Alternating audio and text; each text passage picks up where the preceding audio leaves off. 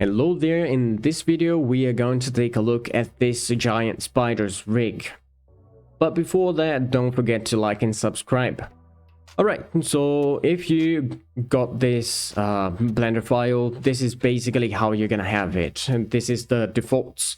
But if you don't have this panel here, this is probably because you didn't run the script.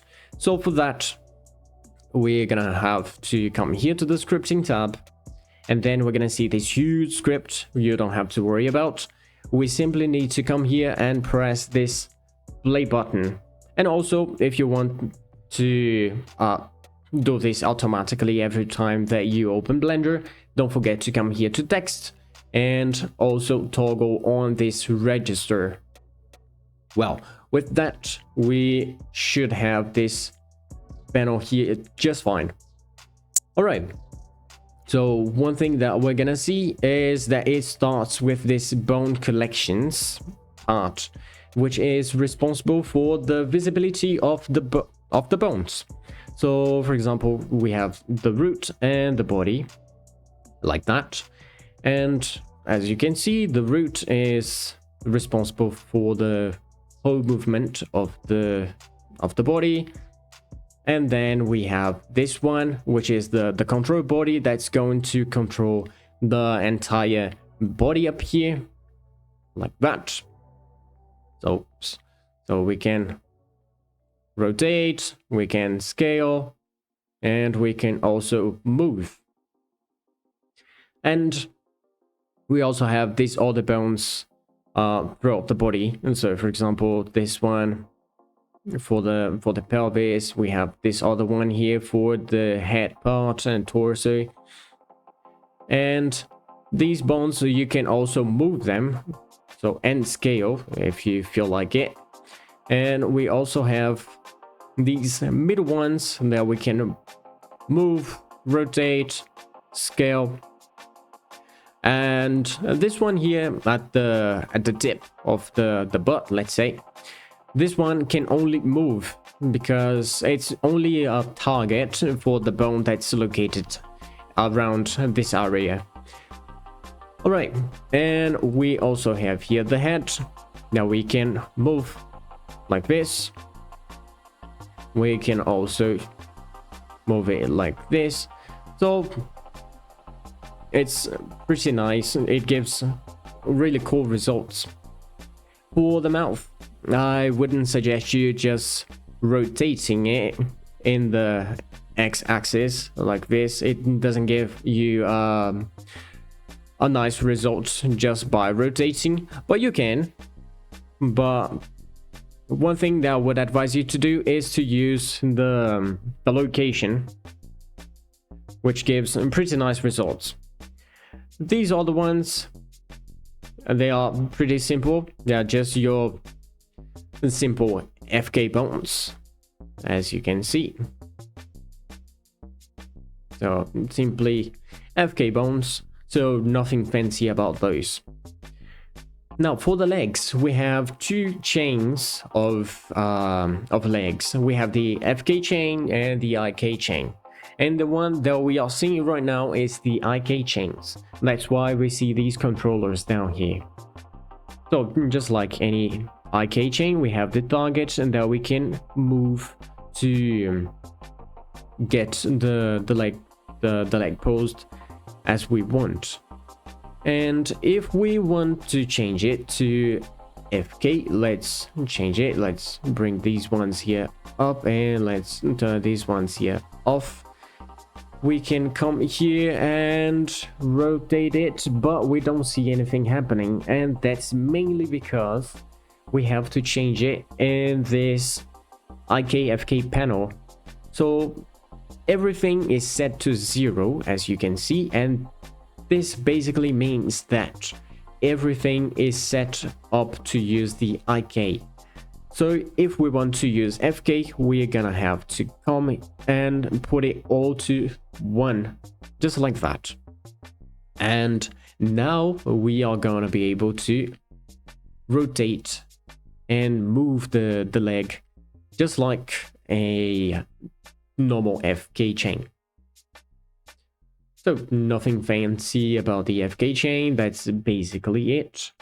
And one thing that you might have noticed is when I changed this here to 1, there was some changes happening up here.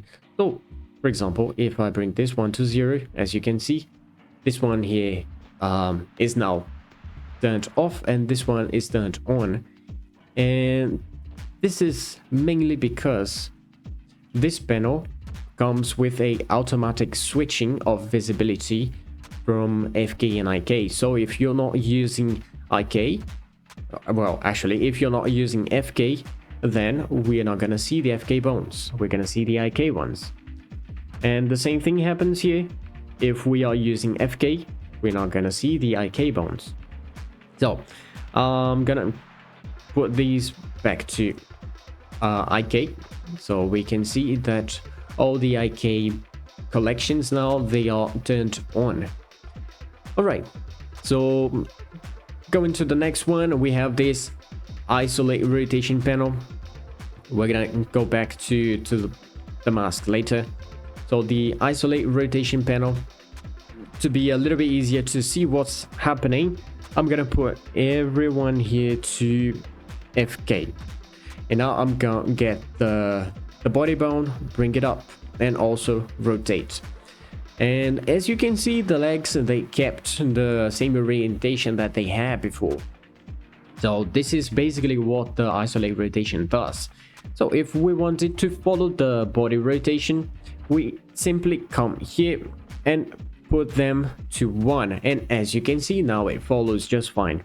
And the same thing we can do in the right side of the legs.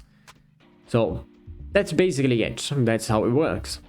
So now I'm gonna reset everything like it was before. And let's check out the masks panel.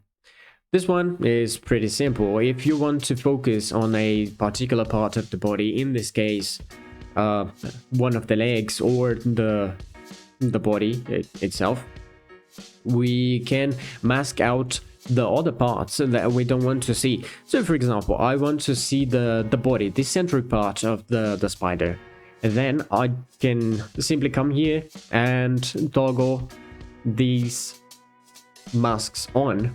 So I'm gonna mask out the legs and I'm gonna see just the body. And the same can be done if I want to see just the legs. I can mask out the head and the pelvis, and there you go, I'm seeing just the legs. Well, this is basically it for the panels, but since we are using masks, it also comes with a little bit of a problem, let's say, that is quickly solved. So let's check it out. Basically, when we export a model in Blender, it by default it applies all the modifiers, and those masks that we have here, they are modifiers, and they are mask modifiers. And what happens is, when we export it just like it is at the moment, what's going to be exported is this. So we are not gonna have any mesh. This is a little bit of a problem. But what we can do is simply come here, just when exporting, we can simply come here, delete all the mask modifiers, and then export it just fine. After exporting, just Ctrl Z it back, and you're gonna have the behavior of the masks all back here to be used for your animations. And of course, we also have this multi-res modifier, which basically stores 3 subdivision levels for this mesh. So if you want to work on a low res mesh, let's say, here we have the level viewport set to 0, and as you can see on the statistics, it only has 16,000 triangles. But if you want something a little bit more detailed, you can crank it up to 258,000 triangles. So that's basically the maximum detail that you're gonna have from this character.